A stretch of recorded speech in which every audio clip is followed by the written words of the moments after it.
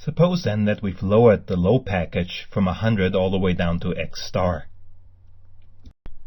The magenta distance is now equal to the blue distance, which means that if we lower it any further, the magenta distance becomes greater than the blue distance. We've now arrived at the following pricing policy. We'll offer two packages to the market.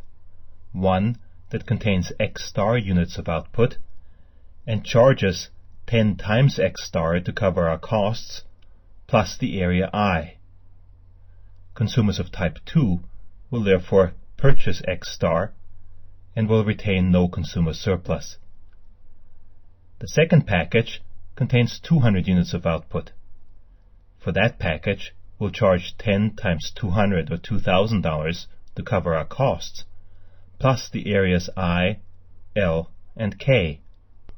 A type 1 consumer would therefore get consumer surplus of J by purchasing the X star package, and he'd also get consumer surplus of J by purchasing the 200 unit package.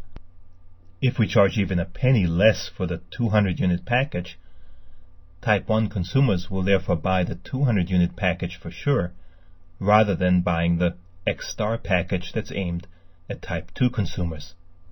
We have therefore arrived at a pricing policy that causes consumers to pick different packages depending on whether they're high or low demand consumers, even though we don't know as the monopolist what type of consumer a consumer is when he walks into our store.